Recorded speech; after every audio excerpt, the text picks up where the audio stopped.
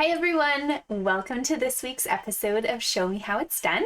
I'm your host, Lauren Bonus, and I am a demonstrator in Canada, so if you need anything, don't hesitate to reach out. I can ship catalogs or help you order product from anywhere in the country. So this is my weekly edition of Show Me How It's Done, where I pick a project or a technique and I try to break it down for you guys so that you can learn how I've made the project. So I put all the measurements, the products, even codes in the description on the video. So you're more than welcome to kind of just watch this live and enjoy it and come back and finish later. Or if you're watching the replay, it's a great thing that you can just hit pause and cut a piece because I have all of mine ready to go. So today what I want to show you is a really pretty project using the Cup of Tea bundle. So this bundle is found in our annual catalog, and there is a great set of dies and some paper that coordinates with it as well. You're going to see me use the dies today for my cup and the lemon, and then of course you can also purchase the paper which coordinates with the colors that they suggest that you use for some of these projects. So without further ado, let's get going. This has a lot of steps to it, but I hope that you'll pull out some of the techniques that you really enjoy from the project and that you kind of appreciate the few little extra hints that I'm giving you. So just a fair warning, it's a little more in depth than some of my other projects, but it will be worth it, I promise. Okay, so the first thing we need is a card base, and I am using Starry Sky. This piece has been cut at 5.5 by 8.5, and I've put a score mark down the middle at 4 1/4 so that I have a nice folded card. So I brought in this ugly scrap, as you can see, and you're probably wondering why. That's because I want to do some stamping on here. So I'm going to grab my Starry Sky Ink, and I'm going to grab just one of the little leaf sets. You could, if you don't want to take as long with this, use the larger leaf. I'm going to use the small leaf just because I like the look of it, okay? But do whatever you'd like. As you can see, you don't see much of it, but it does add a lot to the card. So our little ink pads here, they're kind of like a makeup compact. Just open straight up and slide into place. Now this guy is very, very juicy. So as I'm stamping, I'm only dabbing. I'm not pressing really hard because I do not want to make a mess of my workspace. So I'm just going to go along the outside edge here and add leaves in kind of a messy stamping sort of way. I feel like that's the theme of my stamping this month. But messy stamping can be good. You don't need to overthink it. It just needs to show through a teeny tiny little bit. Okay, so we're just going all the way around the perimeter of the card. You can turn if that's easiest for you. And just remember not to put your hand in the ink pad.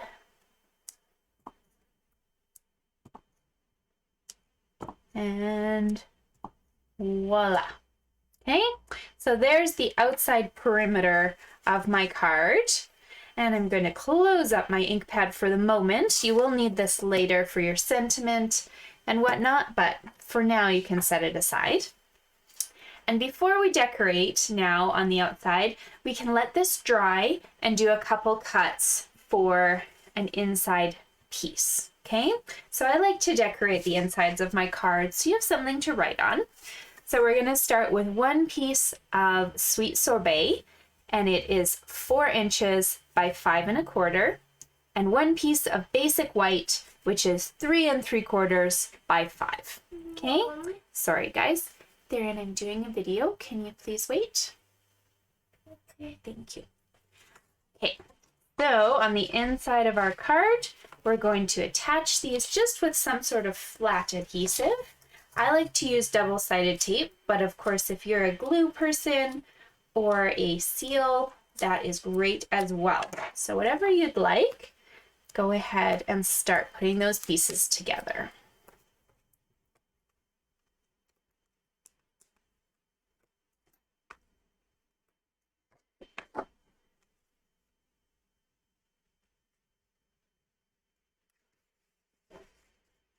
Okay.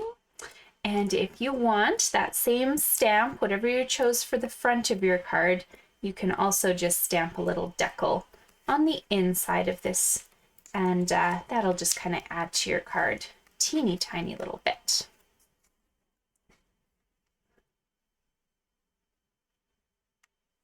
So might as well do that because it looks cute. So quickly add that and give it a second to dry here. Okay, so I can go ahead and close this like so, and we can get working on some of our outside pieces. So this this front is done a little differently than I guess I usually do. So what I would like you to do first, if you have the stitched rectangles dies, is to do a little bit of cutting, okay? So I'm gonna move my scrap out of your way. Don't need to see that right now. And I can move my card base. I'll just leave that here. Okay, so we're gonna do a little bit of work on a piece of designer paper and a piece of basic white. So to start with your designer paper here, you're going to cut this at 2 inches by 4 inches, which will be just slightly larger than the largest of the stitched rectangles. So once you've cut it, then you can go ahead, and I've already done this part, you can roll it through your cut and emboss machine, and what you'll end up with is stitching on 3 sides. So left, bottom, and right, and then nothing along one edge, because that's getting tucked underneath this piece too. So you don't need to have anything larger than that, okay? So you've got this one done. You can go ahead and put dimensionals on it and get it onto your card, and then that way you're not going to lose it, okay? So nice amount of dimensionals on here.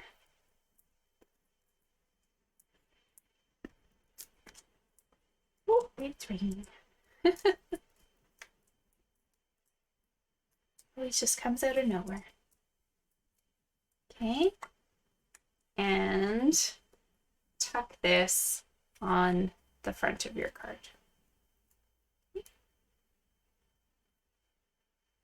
So you've given yourself just a little bit of a border on the left and the right, and an equal border on the bottom.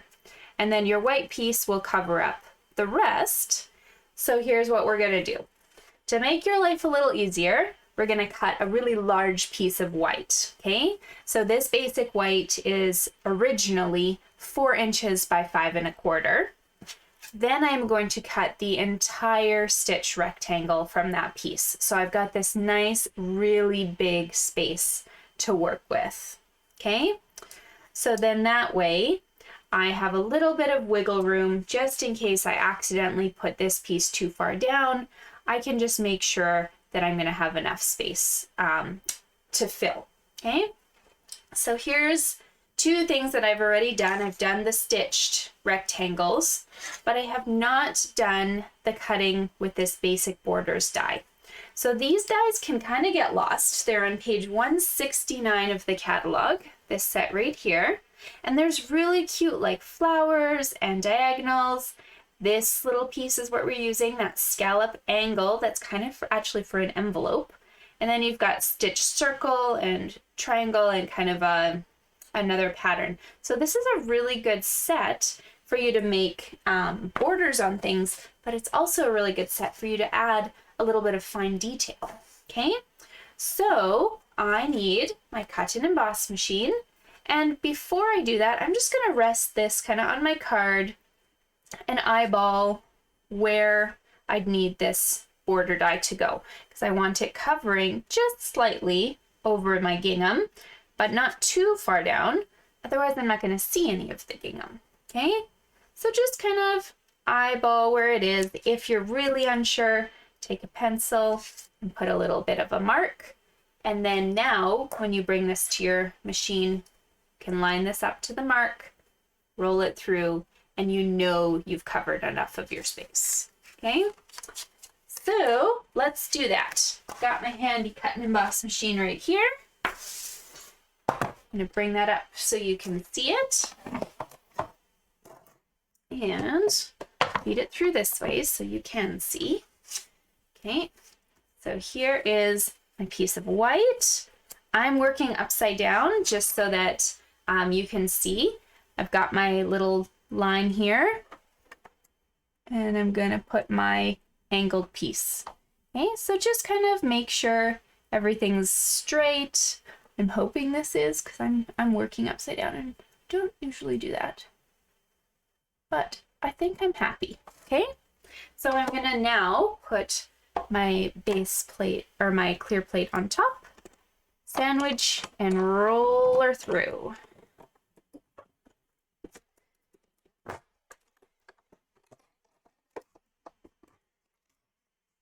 And what I should be left with are these 3 pieces. So a nice long piece with a scallop bottom, and then I've got my die and the extra. Okay, so move your cut and emboss machine now. We don't need it.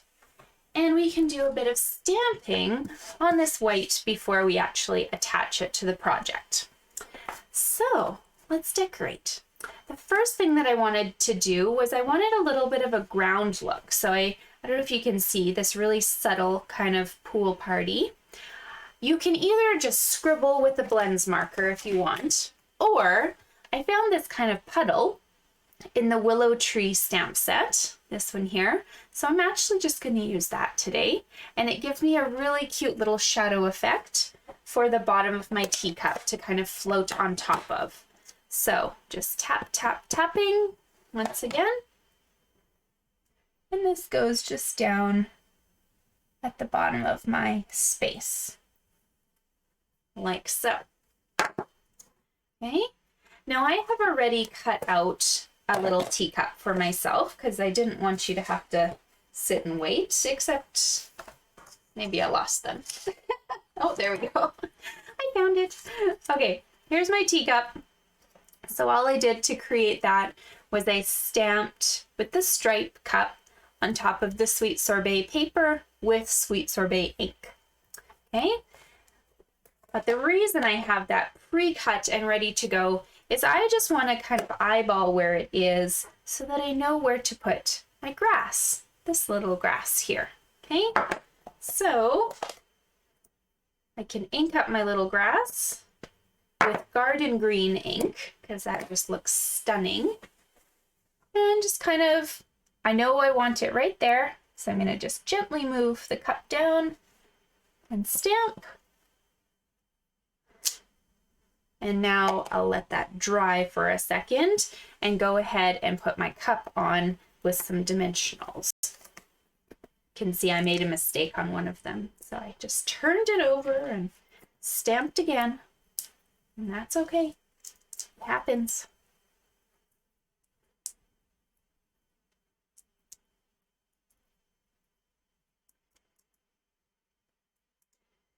Okay, so there's my little adorable cup. So now you can see this is great, but it still looks a little plain. So what can we add to our project, you ask? Well, first we're going to add a lemon. This little guy comes from the Cup of Tea stamp set. I cut it out with the dies. And then all I'm going to do is, you see the little lines here in the lemon, the 1, 2, 3, 4. I'm just going to put a little snip on line number 3, right up to the rind, so that you've got a piece, a wedge, if you will, that opens up. And I am going to slip this over the top of my cup. Now, if you're worried about this moving, this is a great little piece to use a mini glue dot on. You can just, on the front of your wedge, put a mini glue dot and tuck it back on. Okay, so you don't need this, but it's certainly an option if you're afraid you might lose that piece. So you have your mini glue dots here. Let's add one more thing while they're out. This is that larger leaf branch. I've stamped it in garden green, and now I'm going to add another glue dot to the back, and it's just going to tuck right beside this cup here. Okay, like that. Now, before we attach the smallest of our little greenery pieces that I just had to add, I have cut out the smallest of the stylish shapes circles. So I know we're using 4 different die sets on this one. I'm so sorry, guys, but it's really pretty and I couldn't avoid it. So here we go. The smallest of the little little stylish shapes. We brought back our Starry Sky Ink, and we're going to use this Let's Get Together Soon set from the Cup of Tea stamp set. It's just so pretty.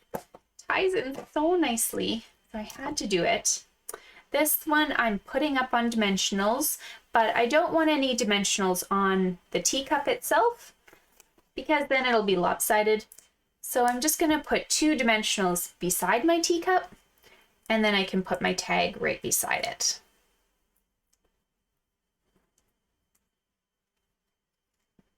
Like so. Okay. And then we did have, I cut out one more tiny greenery just because I had to. And I'm going to use another little glue dot, put that on top, pull it off. And this is just getting tucked right beside the teacup handle. Okay, now you are ready to put this piece onto your card base. So flip this over and we're going to put dimensionals on. Now this is going to be the first time I'm actually going to tell you to put dimensionals on an area that overlaps something that already had dimensionals, because I actually want it to look like there are 2 different layers. It's just a subtle graduation of the white paper. You won't even notice, but it does look really pretty. So make sure this time you put dimensionals right along that stitched line on the bottom, and then just a few more on the rest of the square here.